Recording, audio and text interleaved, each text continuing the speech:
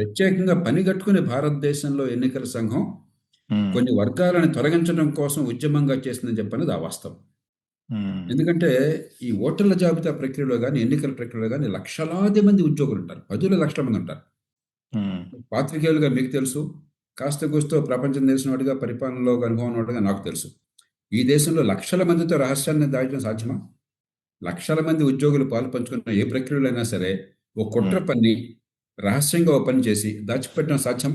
ఇప్పుడు మీరు ఎవరన్నా వచ్చి సుప్రీంకోర్టుని నేను నమ్మను, భారతదేశంలోని జిల్లా కలెక్టర్లు ఎవరిని నమ్మను, భారతదేశంలోని తహసీల్దార్లు ఎవరిని నమ్మను, భారతదేశంలో మున్సిపల్ కమిషన్లు ఎవరిని నమ్మను, భారతదేశంలో ఉన్న గుమస్తాలని బంట్రోతులను ఎవరిని నమ్మను.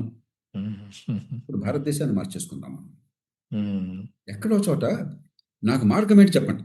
ఒక ఉమ్, పౌరుడిగా సుప్రీంకోర్టులో ఎవరిని నమ్మకపోతే, ఎలక్ట్రానిక్ ఓటింగ్ మిషన్లు బాగానే ఉన్న కోర్టు చెప్తే అబ్బాయి కోర్టును నమ్మను, ఏదో అన్యాయం జరిగిపోతుంది. ఓటర్ల జాబితా ప్రక్రియ సుప్రీంకోర్టు స్వయం కోర్టు చేస్తే అబ్బాయి నేను నమ్మను సుప్రీంకోర్టు. మరి మీరు చేస్తారా వచ్చి? ఉమ్. లేకపోతే మిలిటరీ కమాండర్ని పెడతారా? ఒక ప్రక్రియ అంటూ ఉంది. ఈ ప్రక్రియ పర్ఫెక్ట్ కాదు, పరిపూర్ణమైనది కాదు. ప్రపంచంలో ఏ ప్రక్రియ పరిపూర్ణమైనది కాదు. నమస్కారం జేపీ గారు. నమస్తే రమేష్. ఆ, వెస్ట్ బెంగాల్లో తమిళనాడులో ఎలక్షన్లు జరుగుతున్నాయి. వెస్ట్ బెంగాల్ ఎలక్షన్ల గురించి ఒక కాంట్రవర్సీ అవుతోందండి. అదేంటంటే స్పెషల్ ఇంటెన్సివ్ రివిజన్ గురించి. తమిళనాడులో కంటే వెస్ట్ బెంగాల్లో ఈ ఇష్యూ మీద చాలా మంది ఫోకస్ చేశారు, చాలా విమర్శలు కూడా చేస్తున్నారు. ప్రధానమైన విమర్శ ఏంటంటే దాదాపు 90 లక్షల ఓట్లని తీసేశారు ఈ ఎస్ఐఆర్ ద్వారా. అందులో కనీసం 21 లక్షల మందికి ఇప్పుడు ప్రస్తుతం జరుగుతున్న ఎన్నికల్లో ఓటింగ్ హక్కు లేకుండా చేశారు. మిగతా వాళ్ళు అంటే చనిపోయారు, ఇతర కారణాల వల్ల తీసేశారు అని చెప్పి చెప్తున్నారు. కానీ 20 లక్షలకు పైగా ఓటర్లు బతికే ఉన్నారు, కానీ వారికి అనేక కారణాల వల్ల ఓట్లు ఇవ్వడం లేదు. ఈ ఎస్ఐఆర్ గురించి దేశవ్యాప్తంగా చాలా వార్తలు రావడమే కాకుండా ఇప్పుడు విదేశీ మీడియాలో కూడా వస్తున్నాయి. యాక్చువల్గా ఇవాళ నేను గార్డియన్లో కూడా ఒక ఆర్టికల్ చూశాను. అంటే దేశంలో కొన్ని వర్గాలని ఉద్దేశపూర్వకంగా దూరం చేస్తున్నారు, అంటే ఓటింగ్ హక్కు లేకుండా చేస్తున్నారు. సో ఎస్ఐఆర్ గురించి మీ అభిప్రాయం ఏంటండి? అసలు ఇప్పుడు జరుగుతున్నటువంటి ఎస్ఐఆర్లో లోపాలు ఉన్నాయా? రమేష్, ఎస్ఐఆర్ అంటే ఏం లేదు, స్పెషల్ ఇంటెన్సివ్ రివిజన్. ఎన్నికల సంఘానికి బాధ్యత ఉంది, అధికారం ఉంది. ఓటర్ల జాబితాని ఎప్పుడైనా ఏ రీతినైనా పద్ధతి ప్రకారం సవరించే ఏర్పాటు పారదర్శకంగా, నిజాయితీగా, సమర్థంగా చేయాలి. అంచేత ముందు రాజ్యాంగబద్ధమా కాదా ఓటర్ల జాబితాని మార్చటము, సరిచేయడం అని చెప్పన్నది అసలు చర్చ అనవసరం, వివాదాంశం. మనకేమైందంటే చాలా రాష్ట్రాల్లో, మన తెలుగు రాష్ట్రాలు తీసుకున్నాం ఉదాహరణకి, ఆంధ్రప్రదేశ్, తెలంగాణ. మొదటి నుంచి మన అనుభవం ఏంటంటే మనకు జనాభా లెక్కలను బట్టి 18 ఏళ్ళు దాటిన వాళ్ళు ఎంతమందో మనం లెక్కించవచ్చు. ఎందుకంటే ఒక్కొక్క రాష్ట్రాన్ని బట్టి అక్కడ ఉన్నటువంటి జననాల రేటుని బట్టి ఎంత శాతం 18 ఏళ్ళు దాటిన వాళ్ళు ఉంటారు. ఉదాహరణకి నా దగ్గర ఉన్న సమాచారం ప్రకారం బీహార్లో జననాల రేటు ఎక్కువ ఉంది కాబట్టి పిల్లలు ఎక్కువ ఉంటారు, ఇంకా జనాభా కూడా. కాబట్టి 63% 18 ఏళ్ళు దాటిన వాళ్ళు ఉంటారు సుమారుగా, కాస్త అటు ఇటుగా ప్రస్తుతం లెక్కల ప్రకారం. అదే మీరు ఉత్తరప్రదేశ్కి పోతే 66.5% ఉంటారు. ఉత్తరప్రదేశ్ కొంచెం బీహార్ కంటే ముందు ఉన్నది. తమిళనాడుకి పోతే 78% ఉంటారు, 22% 18 ఏళ్ళ లోపల. ఈ రకంగా మనకి సుమారుగా ఓటర్ల జాబితాలో పేరుండడానికి అర్హులు ఉన్న జనాభా లెక్కలు బట్టి ఎంతమందిని మనం అంచనా వేయచ్చు. దాంతో పోలిస్తే తెలుగు రాష్ట్రాల్లో మీరు చూసినట్టయితే అర్హత ఉన్న వాళ్ళకంటే ఎక్కువ సంఖ్యలో ఓటర్ల సంఖ్య ఉన్నది. తెలంగాణ అంతే, ఆంధ్రప్రదేశ్ అంతే, కర్ణాటక అంతే. ఈ 3 రాష్ట్రాలు ప్రత్యేకంగా కొట్టచోటు కనిపిస్తుంది. కొన్ని రాష్ట్రాల్లో ఈ తేడా తక్కువ. ఉదాహరణకి కేరళ తీసుకోండి, మీకు అర్హత ఉన్న వాళ్ళ సంఖ్య, ఓటర్ల సంఖ్యకి పెద్దగా అంతరం లేదు. ఇప్పుడు ఈ ఎస్ఐఆర్ తర్వాత దగ్గర కొన్ని రాష్ట్రాల సమాచారం ఉంది, ఎస్ఐఆర్ జరిగిన రాష్ట్రాల సమాచారం. బీహార్ తీసుకుంటే ఈ లెక్కల ప్రకారం ఈవేళ మనకు ఉండవలసిన జనాభా, అంటే 18 ఏళ్ళు దాటిన జనాభా బీహార్లో ఉండవలసిన వాళ్ళు, జస్ట్ 1 సెకండ్, బీహార్ 8,30,00,000 మంది ఉండాలి. 13,20,00,000 జనాభాలో 8,30,00,000 మంది ఉండాలి. ఎస్ఐఆర్ తర్వాత 7,24,00,000 మంది ఉన్నారు. అంటే బీహార్లో అన్యాయం చేశారా? బీహార్లో ప్రభుత్వం ఎవరిది? నితీష్ కుమార్ ఎన్డీఏ ప్రభుత్వం. ఇప్పుడు ఎవరు అధికారంలోకి వచ్చారు? బీజేపీ ఎన్డీఏ అధికారంలోకి వచ్చారు. కాబట్టి ఎస్ఐఆర్లో పొరపాట్లు, పెద్ద ప్రక్రియలో కొన్ని సర్దిద్దాల్సి ఉన్నాయంటే ఇది శాశ్వతంగా ఉంటుంది. కానీ ఉమ్, ప్రత్యేకంగా పని కట్టుకుని భారతదేశంలో ఎన్నికల సంఘం ఉమ్, కొన్ని వర్గాలను తొలగించడం కోసం ఉద్యమంగా చేసిందని చెప్పనేది ఆ వాస్తవం. ఉమ్, ఎందుకంటే ఈ ఓటర్ల జాబితా ప్రక్రియలో కానీ ఎన్నికల ప్రక్రియలో కానీ లక్షలాది మంది ఉద్యోగులు ఉంటారు, 10 లక్షల మంది ఉంటారు. ఉమ్, పాత్రికేయులుగా మీకు తెలుసు, కాస్త కూస్తో ప్రపంచం తెలిసిన వాడిగా పరిపాలనలో అనుభవం ఉన్నవాడిగా నాకు తెలుసు. ఈ దేశంలో లక్షల మందితో రహస్యాన్ని దాచడం సాధ్యమా? లక్షల మంది ఉద్యోగులు పాలు పంచుకున్న ఏ ప్రక్రియలో అయినా సరే ఓ కుట్ర ఉమ్, పన్ని రహస్యంగా ఓ పని చేసి దాచిపెట్టడం సాధ్యం. ఇప్పుడు బీహార్లో నేను ఇందాక చెప్పినట్టుగా అక్కడ 8.3 కోట్లు ఉండాలని చెప్పంటే 7.89 కోట్ల మంది ఉన్నారు, 7.24 కోట్లు ఉన్నారు. అలాగే మధ్యప్రదేశ్లో 6 కోట్లు ఉండాలి, జనాభా లెక్కల ప్రకారం, అంచనాల ప్రకారం 6 కోట్లు ఉండాలి. 5,31,00,000 మంది ఉన్నారు ఎస్ఐఆర్ తర్వాత ఓటర్ల సంఖ్య. తమిళనాడులో మీకు 6 కోట్లు ఉండాలి, తమిళనాడు 5,73,00,000 మంది ఉన్నారు. అక్కడ దానికి అర్థం కొద్దిగా ఏంటండి? అంటే అర్థం ఏంటంటే కొన్ని పేర్లు ఇంకా చోటు చేసుకోవాలి.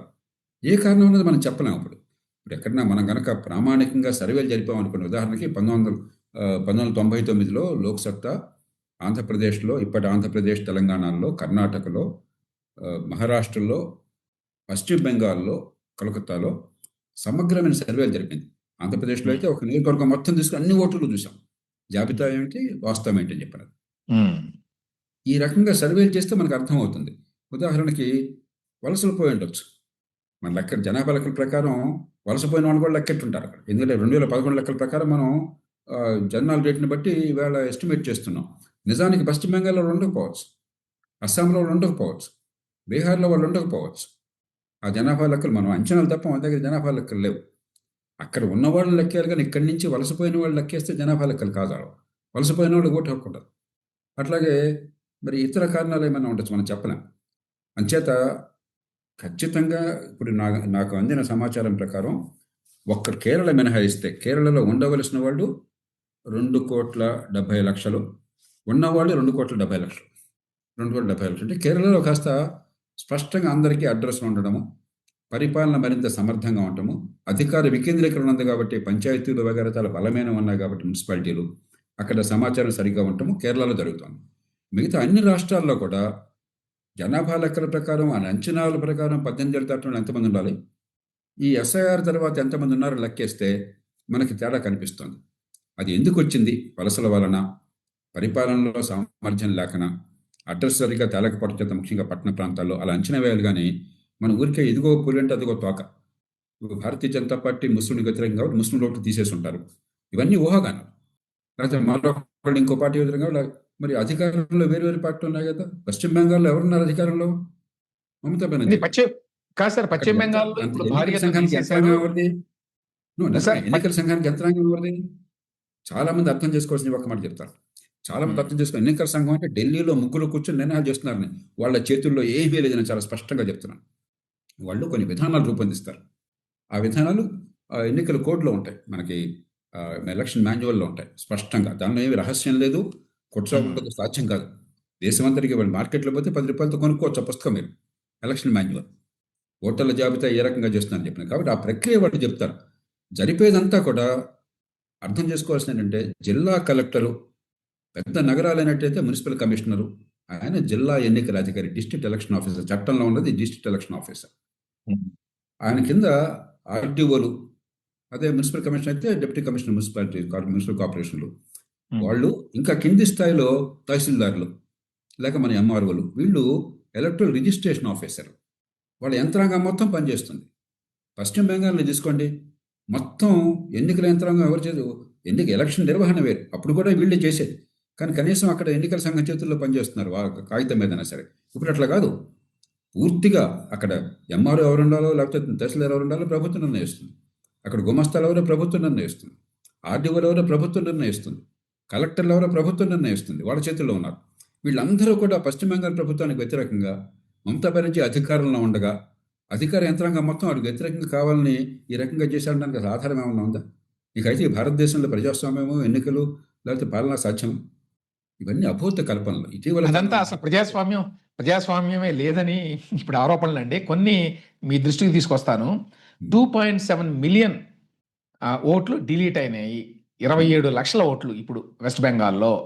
ఇదంతా మీరు ఇంతకుముందు ప్రస్తావించినట్టు వీళ్ళలో ఎక్కువ మంది ముస్లింలే అన్నారు. ఎంతమందో ఏమిటో చెప్పలేదు ఎవరు. కానీ ఎక్కువ మంది ముస్లింలు ఉన్నారు వీటిల్లో అనేటువంటి ఆరోపణ. ఇంకొక ఆరోపణ ఏంటంటేనండి, ఈ పెద్ద పెద్ద వాళ్ళు ఉన్నారు ఇట్లా ఆరోపణలు చేసిన వాళ్ళల్లో. Former election commissioner of India S Y Qureshi గారు. ఆయన కూడా తీవ్రమైన విమర్శలు చేశాడు వెస్ట్ బెంగాల్లో ఎస్ఐఆర్ గురించి. ఆ! ఆయన ఏమంటాడంటే, ఈ లాజికల్ డిస్క్రిపెన్సీస్ అనేటువంటి ఒక కాన్సెప్ట్ తీసుకొచ్చారు ఇప్పుడు. వెస్ట్ బెంగాల్లో ఈ ఆర్టిఫిషియల్ ఇంటెలిజెన్స్ ద్వారా ఒక ఆల్గారిథం తయారు చేశారట. ఈ డిస్క్రిపెన్సీస్ ఏమైనా ఉంటే కనిపెట్టడానికి. ఉదాహరణకి ఒక వ్యక్తికి 25 ఏళ్ళు ఉంటాయి. కానీ వాళ్ళ అబ్బాయికో, అమ్మాయికో ఓటు ఉంటుంది. వాళ్ళకి 18 ఏళ్ళు నిండే అవకాశం లేదు కాబట్టి అటువంటి ఓట్లను ఆపేశారు వీళ్ళు. ఫస్ట్ అది ఫ్లాగ్ చేసింది. ఈ ఒక్కటి వీళ్ళు చూడండి. ఆపేశారు. ఈ ఒక్కటి తీసుకోండి. ఆ! ఇది నిజం అనుకోండి. 25 ఏళ్ల ఆసామికి 18 ఏళ్ల కూతురు ఓటు హక్కు ఉందనుకోండి. లాజికల్‌గా కరెక్టేనా అది? దాన్ని తీసేయడం ముఖ్యంగా సరిహద్దు ప్రాంతాల్లో అక్రమంగా పౌరసత్వం లేకుండా వలసలొచ్చారు. వాళ్ళ పేర్లు ఈ రకంగా చోటు చేసుకున్నాయని చెప్పిన ఆరోపణలు ఉన్నాయనుకోండి. హ్మ్. 25 ఏళ్ల తండ్రి ఉన్నట్టయితే 18 ఏళ్ల వయసున్న కొడుకునో కూతుర్నో చూపెడితే ఓటు హక్కు సరైనది కాదని చెప్పి అనటం, దీనిలో అక్రమం ఏమైనా ఉందా? మీరు చెప్పండి ఒకసారి నాకు. ఏ రకంగా అధర్మం అది? హ్మ్. అయితే తండ్రి తల్లి వయసు 50 ఏళ్ళు ఉండాలి. లేకపోతే ఆ బిడ్డ అక్రమంగా ఎక్కడి నుంచో వచ్చి ఉండాలి. దొంగలగా ఎవరో వేరే వాళ్ళని తల్లి తండ్రికి చూపెడుతుండాలి. హుహు. ఇప్పుడు దీన్ని మనం వేరే చెప్పక్కర్లా. ఇప్పుడు హ్మ్. మీరు చెప్పారు 24 లక్షల ఓట్లు, 21 లక్షల ఓట్లు తీసేశారని. హ్మ్. బీహార్‌లో 65 లక్షల ఓట్లు పోయినాయి. అవునండి. 27 లక్షల ఓట్లండి. బీహార్‌లో 65 లక్షల ఓట్లు పోయినాయి. హ్మ్. 7,89,00,000 ఓట్లు మొదట ఉంటే, ఇప్పుడు హ్మ్. 7,24,00,000 మిగిలిన 65 లక్షల ఓట్లు తీసేశారు. హ్మ్. మధ్యప్రదేశ్‌లో హ్మ్. 43 లక్షల ఓట్లు తీసేశారు. హ్మ్. తమిళనాడులో 67 లక్షల ఓట్లు 65 లక్షల ఓట్లు తీసేశారు. హ్మ్. 64 లక్షల ఓట్లు. గుజరాత్‌లో 74 లక్షల ఓట్లు తీసేశారు. హ్మ్. కేరళలో ఒక్క చోటనే 6, 7 లక్షల తేడా ఉంది. ఎందుకంటే కొంచెం సమర్థ పరిపాలన. అక్కడ ప్రతిపక్షం వాళ్ళు ఉన్నారు గుర్తుంచుకోండి. హ్మ్. అలాగే పశ్చిమ బెంగాల్‌లో మీరు చెప్పినటువంటి లెక్కలు. హ్మ్. ఉత్తరప్రదేశ్‌లో 2,00,00,000 అంకెలు తీసేశారు. 2,00,00,000 పేర్లు తీసేశారు. హ్మ్. 2,00,00,000 పేర్లు. హ్మ్. 13,30,00,000 మిగిలినాయి. కాబట్టి ఏమిటంటే ఈ ప్రక్రియలో హ్మ్.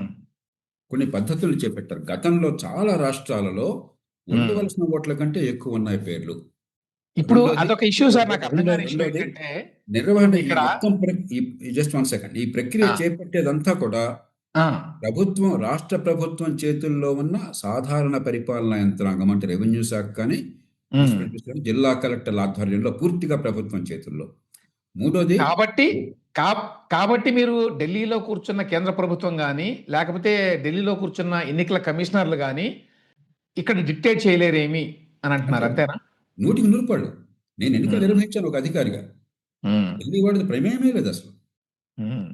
బ్రాడ్‌గా నిబంధనలు రూపొందిస్తారు. అంటే ఒక చట్టం పార్లమెంట్ చేసినట్టుగా. పార్లమెంట్ చట్టం చేసిందంటే ఎంపీ గారు కూర్చొని అమలు చేశాడని కాదు. అమలు చేసేది నేను. ఇక్కడ.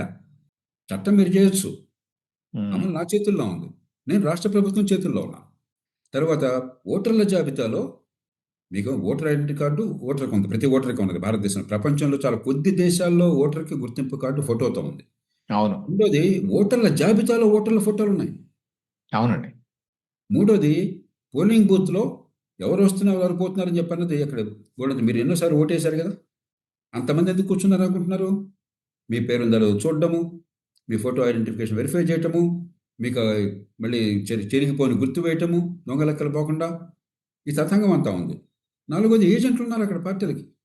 కాబట్టి ఊరికే ఇదిగో పులింటి ఎదుగు తోక్కని నిర్దిష్టంగా ఫలానా పోలింగ్ బూత్‌లో లేక ఫలానా వార్డులో ఈ 100, 150 మంది ఇక్కడ నివాసం ఉన్నారు. వీళ్ళు నిజంగా భారతీయులేను. ఇక్కడ వలసొచ్చిన వాళ్ళు కాదు. వాళ్ళ పేర్లు తీసేశారు. అది చెప్తే ఖచ్చితంగా సరిచేయాలి. అలా కాకుండా ఏంటంటే ఇప్పుడు ఆంధ్రప్రదేశ్‌లో గతంలో మనం చూసాం. ఆంధ్రప్రదేశ్‌లో 5 గంటలకి మనకేదో సమాచారం ప్రకారం ఇట్లా ఉంది కాబట్టి ఇలా అయింది. అర్థమెటిక్ లెక్కలేసి జరగలేదు అని చెప్పని. అభూత కల్పనలు. అంచేత అందులో ఫైనల్‌గా సుప్రీంకోర్టు మీద నాకు చాలా విమర్శ ఉన్నది. ఉదాహరణకి సుప్రీంకోర్టు స్వయం నియామకాలు చేసుకుంటోంది అని చెప్పాను కలేజియం ద్వారా. అలాగే మరికొన్ని సందర్భాలు అనవసరంగా జోక్యం చేసుకుంటుందని చెప్పాను. కానీ అదే సమయంలో సుప్రీంకోర్టు చాలా కూలంకషంగా లోతుకెళ్ళి వాళ్ళ ఆదేశాలనిచ్చి, వాళ్ళ సూపర్విజన్‌లో ఈ ప్రక్రియ చేసి, వాళ్ళ మొట్టమొదటిసారిగా దేశ చరిత్రలో స్థానిక న్యాయమూర్తులనే అప్పీలేట్ జస్టిస్‌గా పెట్టారు. అవును. వెస్ట్ ఇక బెంగాల్‌లో. ఇప్పుడు మీరు ఎవరన్నా వచ్చి సుప్రీంకోర్టుని నేను నమ్మను. భారతదేశంలోని జిల్లా కలెక్టర్లు ఎవరిని నమ్మను. భారతదేశంలోని తహసీల్దార్లు ఎవరిని నమ్మను. భారతదేశంలో మున్సిపల్ కమిషన్లు ఎవరిని నమ్మను. భారతదేశంలో ఉన్న గుమస్తాలని, బంట్రోతులను ఎవరిని నమ్మను. ఇప్పుడు భారతదేశాన్ని మార్చేసుకుందాం మనం. హ్మ్. ఎక్కడో చోట నాకు మార్గం ఏంటి చెప్పండి. ఒక హ్మ్. పౌరుడిగా సుప్రీంకోర్టులో ఎవరిని నమ్మకపోతే ఎలక్ట్రానిక్ ఓటింగ్ మిషన్లు బాగానే ఉన్న కోర్టు చెప్తే అబ్బాయి కోర్టుని నమ్మను. ఏదో అన్యాయం జరిగిపోతుంది. ఓటర్ల జాబితా ప్రక్రియ సుప్రీంకోర్టు స్వయం కోర్టు చేస్తే అబ్బాయి నేను నమ్మను సుప్రీంకోర్టు. మరి మీరు హ్మ్. చేస్తారా వచ్చి? హ్మ్. లేకపోతే మిలిటరీ కమాండ్ అని పెడతారా? ఒక ప్రక్రియ అంటూ ఉంది. ఈ ప్రక్రియ పర్ఫెక్ట్ కాదు. పరిపూర్ణమైనది కాదు. ప్రపంచంలో ఏ ప్రక్రియ పరిపూర్ణమైనది కాదు. అమెరికా లాంటి దేశంలో కూడా జనాభా లెక్కల్లో 4% పొరపాట్లు దొరుకుతాయి. జనాభా లెక్కలు. కాబట్టి పెద్ద ప్రక్రియలో పర్ఫెక్ట్‌గా ఉండదు. కానీ కొన్ని పద్ధతులు ఉపయోగించారు. మన దేశంలో ఇతర దేశాలకు తేడా ఏంటంటే, ప్రజాస్వామ్య దేశాలు చాలా దేశాల్లో భారత ఒక్కడిన బయట ఓటరు తన పేరు నమోదు చేసుకోవాలి. అమెరికాలో పెద్ద చర్చ జరుగుతోంది. అవునండి. అమెరికాలో పెద్ద చర్చ జరుగుతోంది. నమోదు చేసుకోవడానికి ఓటర్ ఐడెంటిటీ కార్డు కావాలి. దానికి అమెరికా ప్రతిఘటిస్తోంది. అమెరికాలో డెమోక్రాటిక్ పార్టీ చచ్చినా పడడం లేదు. అసలు ఓటర్ ఐడెంటిటీ కార్డు ఆడడం ఏంటి అంతకన్నా అన్యాయం ఉందా అని అడుగుతున్నారు. డొనాల్డ్ ట్రంప్ వీళ్ళంతా ఏమంటున్నారు? ఓటర్ ఐడెంటిటీ కార్డు లేకపోతే ఎట్లాగా అంటున్నారు. మన దేశంలో ఓటర్ ఐడెంటిటీ కార్డులు పెట్టాం. అందరికీ ఇస్తున్నాం. అవును.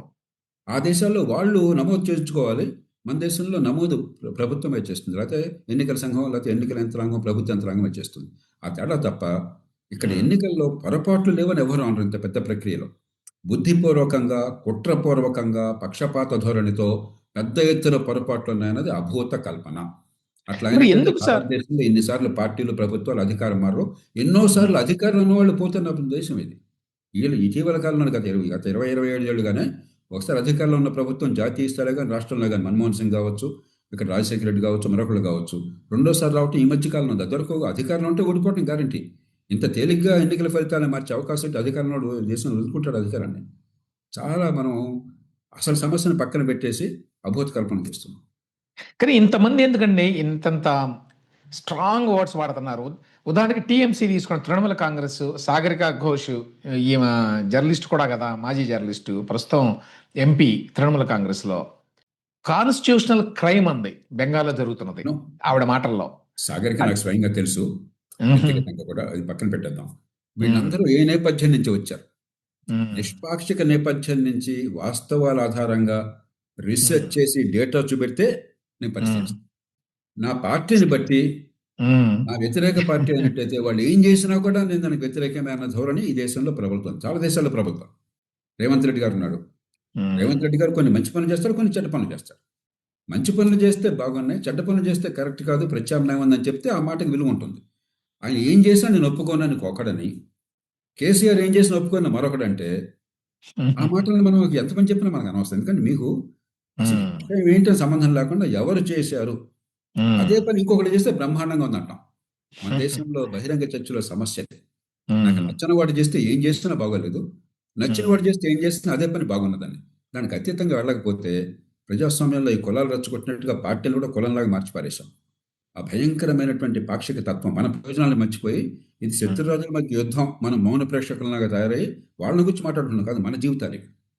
సార్ ఇప్పుడు ఎస్వై ఖురేషి గారు ఉన్నారు. ఆయన ఎలక్షన్ కమిషనర్‌గా పనిచేశాడు. ఆయన ఏమంటాడంటే, "sir is completely unnecessary. It is designed to harass." అంటే ఇప్పుడు ఎస్ఐఆర్ అవసరం లేదంటే అర్థం ఏంటండి? ఫర్ ఎగ్జాంపుల్ వెస్ట్ బెంగాల్‌లో నేను ఇంతకుముందు చెప్పినట్టు 91,00,000 ఓట్లను డిలీట్ చేశారు. అందులో 63,00,000 ఓట్ల గురించి మాట్లాడట్లే ఎవరు. అంటే ఉమ్. అది కరెక్టే అన్నట్టుగానే ఉన్నది. మిగతా 27,00,000 మంది ఉన్నారు. వాళ్ళకి అర్హత ఉందా లేదా అనే దాని మీద గొడవలు జరుగుతున్నాయి. అంటే ఇప్పుడు 63,00,000 మంది యాక్చువల్‌గా లేరు. అంటే చనిపోయిన వాళ్ళు లేక డూప్లికేట్ ఓట్లు ఉన్నవాళ్ళు ఇట్లాంటి వాళ్ళు అనుకోవాలి వీళ్ళంతా. అవి గనక లిస్ట్‌లో కొనసాగేవి ఇప్పుడు ఎస్ఐఆర్ లేకపోతే దీని ప్రకారం. కానీ ఆ పాయింట్ ఆఫ్ వ్యూ నుంచి ఎవరు మాట్లాడట్లేదు. ఈ 23,00,000 అక్రమంగా ఉన్నట్టే ఓటర్ల జాబితాలో. దాని గురించి ఎవరు మాట్లాడట్లేదు గానీ, ఇప్పుడు 27,00,000 మందికి ఓటింగ్ హక్కు లేకుండా జేశారు. ఇది కాన్స్టిట్యూషనల్ క్రైము. ఇది కొన్ని వర్గాల్ని వేధింపులకి గురి జేయడం కోసము. ఇంకా రకరకాల వర్ణనలు జేశారండి.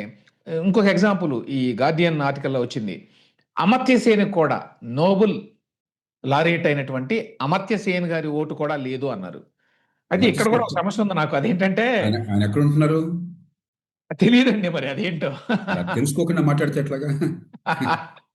అంటే అట్లా ఓట్లు కొన్ని గల్లంతవ్వడం అనేది ఎప్పుడు జరుగుతోంది. ఉదాహరణకి మనందరి ఆహ్, ఓట్లు కొన్నిసార్లు గల్లంతవుతుంటాయి. 2019లో నా నా సడెన్‌గా నా ఓటు, నా కుటుంబ సభ్యుల ఓటు అక్కడ గల్లంతయిపోయింది. ఎందుకో సడెన్‌గా 20 కరెక్ట్. సంవత్సరాల నుంచి ఉన్న ఓటు.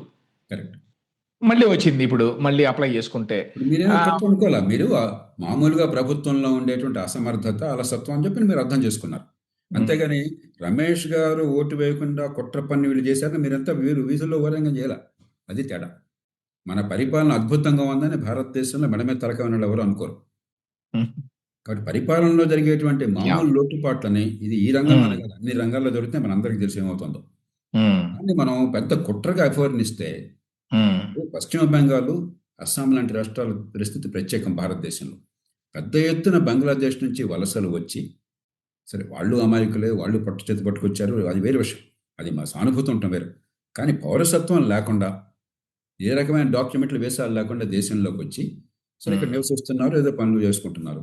వాళ్ళందరికీ ఓటర్లుగా జాబితా చేయటం తప్పన్నది కరెక్టే కదా! దాన్ని దాన్ని మనం సూత్రించి తప్పట్లేదు. రేపు పొద్దున పౌరసత్వం ఇద్దాం వాళ్ళందరికీ అనుకుంటే, ఆ దేశం నిర్ణయం చేసుకోవచ్చు తప్పులేదు.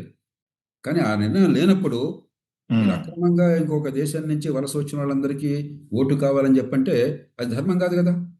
హ్మ్. పశ్చిమ బెంగాల్‌లో దాదాపుగా 27, 30% ముస్లిమ్స్ ఉన్నారు. హ్మ్. వారి ప్రభావం ఎన్నికల్లో చాలా ఉన్న శాతం కంటే ఎక్కువ సీట్ల మీద ఉన్నది. అక్కడున్న పరిస్థితుల్లో. హ్మ్. కాబట్టి 30, 40 లక్షల ఓట్లు అదనంగా పడ్డాయనుకోండి అక్కడ, అక్కడ పుట్టకుండా అక్కడ పౌరసత్వం లేకుండా ఖచ్చితంగా కొన్ని పార్టీలకు చాలా లాభం ఉంటుంది.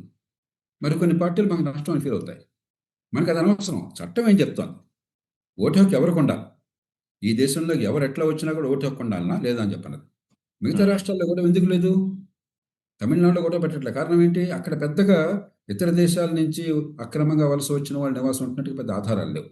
అది పెద్ద చర్చనీయాంశం కాల. లేకపోతే తమిళనాడులో స్టాలిన్ గారు ఊరుకుంటాడా?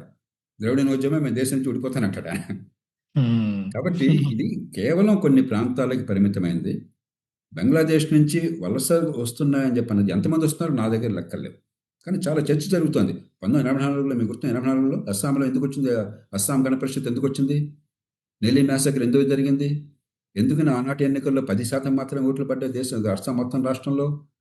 కాబట్టి వలస వచ్చిన వాళ్ళు మొత్తం ఇక్కడ రాజకీయంగా కబ్జా చేస్తున్నారు.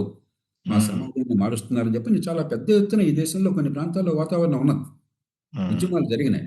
ఆ నేపథ్యంలో ఆ చర్యలు తీసుకుంటే అది సరిగ్గా తీసుకోవాలని ఆశించాలి కానీ, చర్య తీసుకోగానే మీరు అన్యాయం చేశారని చెప్పని అనటం, అది మాజీ ఎలక్షన్ కమిషనర్ కావచ్చు, ఒక పాత్రికేయులు కావచ్చు, రాజ్యసభ సభ్యులు కావచ్చు. ఏ నేపథ్యం నుంచి వచ్చి మాట్లాడుతున్నారని మనం ఆలోచించాలి. పరకాల ప్రభాకర్ గారేమో బ్లడ్‌లెస్ పొలిటికల్ జెనోసైడ్ అన్నారు. రక్తపాతం లేని రాజకీయ నరమేధం అన్నట్టు. అదే మనం ఈ చర్చలు మనం చూసాం చాలా సార్లు. ఇక దాని గురించి అంత ఆ! ప్రాధాన్యత ఇవ్వను. అంతే అయితే వెస్ట్ బెంగాల్ ఒకటే కాదండి. గతంలో బీహార్‌లో జరిగినప్పుడు, ఉత్తరప్రదేశ్‌లో జరిగినప్పుడు కూడా ఇదే స్థాయిలో పెద్ద ఎత్తున నిరసనలొచ్చినాయి. కానీ ఈ మధ్య కాలంలో ఒక వెస్ట్ బెంగాల్ మీదనే ఎక్కువ వస్తున్నాయి. మీరన్నట్టు తమిళనాడులో కూడా జరిగింది కదా! ఎస్ఐఆర్. ఇప్పుడు ఆహ్, నేను మన కేరళలో కూడా రాష్ట్రాలు దీనికి సంబంధించి పెద్దగా ఎవరు మాట్లాడలేదు. రమేష్ మన రాష్ట్రాల్లో అయితే ఇప్పుడు మనలాంటి వాళ్ళం కొన్ని సర్వేలు చేయగలం. హ్మ్. పశ్చిమ బెంగాల్‌లో సర్వే చేయాలని ఆసక్తి కూడా నాకు లేదు. ఎందుకంటే ఈవేళ సర్వేలు చేసినా కూడా హ్మ్. ఎంతగా అది పొలిటిసైజ్ అయిందంటే ప్రతిదానికి భాష్యం పలికే పరిస్థితి ఉన్నది. కాబట్టి మనకి చివరికి ఎవరు నమ్మాలి? సుప్రీం కోర్టు హ్మ్. స్వయంగా నెత్తినేసుకొని ప్రతి హ్మ్. అంశాన్ని లోతుగా పరిశీలించి కొన్ని హ్మ్. విషయాలు ఎన్నికల సంఘాన్ని మరి హ్మ్. వారిని వారించి కొన్ని నిర్ణయాలను మార్చి హ్మ్. ఆ మార్పులు చేర్పులు చేసి వాళ్ళే స్వయంగా పర్యవేక్షించి హ్మ్. న్యాయమూర్తుల్ని అక్కడ అప్పీలేట్ అథారిటీగా పెట్టి చేశారు. ఇక ఆ హ్మ్. తర్వాత నాకు ఈ చర్చ అనవసరం. అలా లేకపోతే ఈ దేశంలో ప్రతి కేసు కూడా హ్మ్. లేదంటే ఆ క్రిమినల్ కేసులో వాడికి శిక్ష పడడం అన్యాయం. సుప్రీంకోర్టు నిర్ణయం చేసినా కూడా నాకు ఆ శక్తి లేదు. హుహు. భారతదేశంలో సుప్రీంకోర్టు నిర్ణయం చేసిన తర్వాత రోజువారీ విషయాల్లో అదైతే హ్మ్. రాజ్యాంగ విరుద్ధ విషయాల్లో అయితే సుప్రీంకోర్టు కరెక్ట్ కాదని చెప్పగలను. నేను నిర్ద్వంద్వంగా సుప్రీంకోర్టు న్యాయమూర్తి నియామకాల విషయంలో చేసింది తప్పింది రాజ్యాంగ విషయం. అది లాజికల్ విషయం. వాస్తవం ఏంటో తెలుసుకుని ప్రతి విషయంలో లోతుకెళ్ళే శక్తి ఏదో ఒక కేసు చూస్తాం, 2 కేసులు చూస్తాం. ఇన్ని కేసులు చూసే శక్తి భారతదేశంలో ఎవరికీ లేదు. తెలియనప్పుడు తెలియనట్టు ఉండాలి తప్ప, తెలిసినట్టుగా పెద్ద పెద్ద మాటలు మాట్లాడితే పెద్ద ప్రయోజనం ఉండదు. ప్రజల్లో విశ్వసనీయత కూడా ఉండదు. సార్ కానీ దీనివల్ల భారతదేశంలో ఎన్నికల ప్రక్రియ మీద ప్రపంచంలోనే అనుమానాలొచ్చేటువంటి పరిస్థితొచ్చిందండి. ఇంత ఇంత విస్తృతంగా విమర్శలు చేయటం వల్ల. ఫర్ ఎగ్జాంపుల్ ఇందాక చెప్పిన గార్డియన్ ఆర్టికల్‌లో ఫస్ట్ లైన్ ఏంటి? Millions in India have been stripped of vote before critical state election as government seeks to purify electoral roll. ఇందులో ఉన్న పదాలన్నీ చూడండి. ఆ ప్రభుత్వం ఉద్దేశపూర్వకంగా ఆ, అర్హులైనటువంటి ఓటర్లను తొలగించడానికి ఒక కుట్ర పన్నింది అనేటువంటి ఉద్దేశంతో రాశారు. ఇప్పుడు మీరు అన్నట్టు రేపు ఎన్నికల ఫలితాలు వస్తాయి వెస్ట్ బెంగాల్, మిగతా అన్ని రాష్ట్రాలు. ఆ ఫలితాలను బట్టి ఆ ఫలితాలకి క్రెడిబిలిటీ లేదు, ఆ మ్యాండేట్ అనేది అది కరప్టెడ్ మ్యాండేట్ అని చెప్పి రేపు మాట్లాడేటువంటి అవకాశం కూడా వస్తుంది కదా రేపు. అది కూడా ఏమిటంటే టీఎంసీ గెలిస్తే ఫలితాలు బ్రహ్మాండంగా ఉన్నాయి, టీఎంసీ నెగ్గకపోతే దీనివల్ల జరిగింది అంటే దాన్ని రంగం సిద్ధం చేసుకుంటున్నాం. ఇది ఖచ్చితంగా ప్రజాస్వామ్యానికి ప్రమాద సూచిక ఈ రకమైన చర్చ. దేశంలో ఇందిరాగాంధీ గారు అత్యున్నత స్థాయిలో అధికారంలో ఉండగా, ఎమర్జెన్సీ దేశంలో నడుస్తూ ఉండగా ఆమె కుమారుడు ఇద్దరు ఓడిపోయారు రాయబరేలీ, అమేథీలో.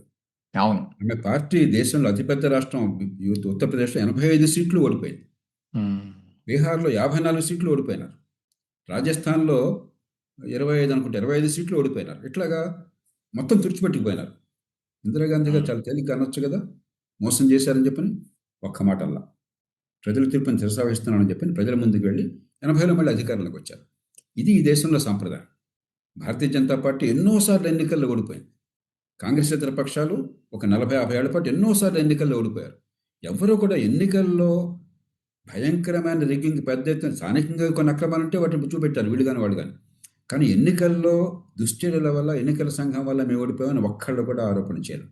ఆ హుందాతనాన్ని, ప్రజాస్వామ్య దృక్పథాన్ని పాటించారు. ఇటీవల కాలంలో డొనాల్డ్ ట్రంప్ను అనుసరించి, ఇదంతా ట్రంప్ వారసులు వీళ్ళంతా కూడా, నేను గెలిస్తే బాగున్నట్టు లెక్క, నేను ఓడితే అక్రమం జరిగినట్టు లెక్క, ఇలాంటి చర్చ ప్రజల్లోకి వెళ్ళటం కానీ, అది ఉద్దేశమే కావాలని ప్రజాస్వామ్యం మీద మీకు అపనిందలు నెట్టి ఈ వ్యవస్థని, ఈ విశ్వసనీయతని దెబ్బతీయటం.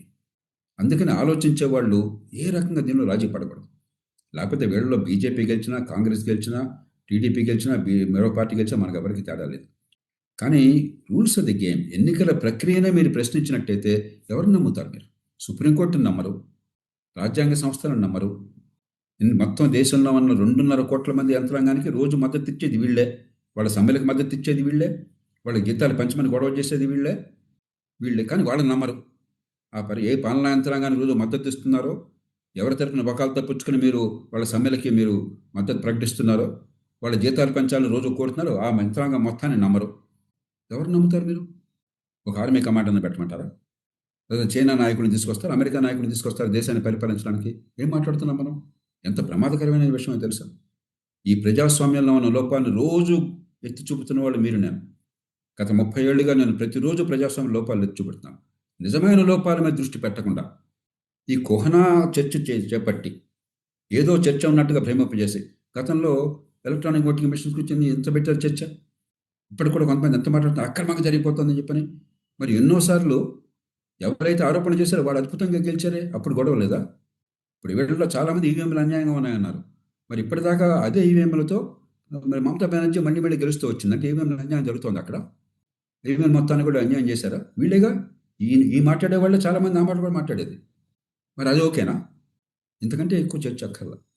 ఏంటంటే ఏదో ఒకటి ఇలాంటి చర్చ పెడితే కొంతమంది ప్రధానిలో కూడా కుట్రను చూస్తారు. ఇందిరాగాంధీ మన లాల్ బహదూర్ శాస్త్రి గారిని చంపేసిన నమ్మేవాళ్ళు ఉన్నారు ఈ దేశంలో. ఎంత మూర్ఖత్వం ఇది! కాబట్టి కొంతమంది కాన్స్పిరసీ థియరీస్ నమ్మేసి ఏదో ఉందని దాని మీద తృప్తి పడుతూ ఉంటారు. దాన్ని అక్కడే ఉంచాలి, కానీ దానికి ప్రధాన పార్టీల నాయకులు, పత్రికలు ప్రచారాన్ని ఇచ్చి అదే వాస్తవం అన్న విషయాన్ని అని భ్రమింపజేసే ప్రయత్నం చేస్తే సమాజానికి చాలా ప్రమాదం. అంచేత మనం చాలా అప్రమత్తంగా ఉండాలి. ఈ విషయాల్లో మాత్రం దేశాన్ని ప్రేమించే వాళ్ళు నిర్మోహాటంగా మాట్లాడాలి. బీజేపీ వచ్చిన తర్వాత ఇట్లా జరుగుతోంది, అంతకుముందు ఎవరూ చేయలేదు, బీజేపీ వరుస గెలుపుకి ఇవే కారణం, ఈ రకమైనటువంటి కార్యకలాపాలు. గతంలో ఈవీఎంలను చేశారు, ఇప్పుడేమో ఎస్ఐఆర్ పేరుతోటి అసలు కొంతమందికి ఓటింగ్ హక్కే లేకుండా చేస్తున్నారు. 2014 ఎట్లా వచ్చారు? మీరు కదా అధికారంలో ఉంది, మరి మీరు పెట్టిన వాళ్ళుగా ఎన్నికల సంఘంలో ఉంది. 2014 ఎట్లా అధికారంలోకి వచ్చారు?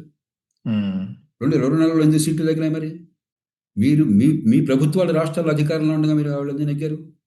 ఆ రాష్ట్రాల్లోనే. ఈ ఎస్ఐఆర్ లేనప్పుడు ఎందుకు నెగ్గారు అదే రాష్ట్రాల్లో? ఇప్పుడు తర్కానికి నిలవాలి కదా ఏదన్నా కూడా.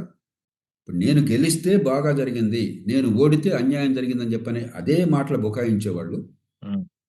వితండవాదం చేస్తే దానికి తర్కం తప్ప వాస్తవం తప్ప మనం మళ్ళీ మళ్ళీ ఓపికగా చెప్పడం తప్ప వేరే పరిష్కారం లేదు.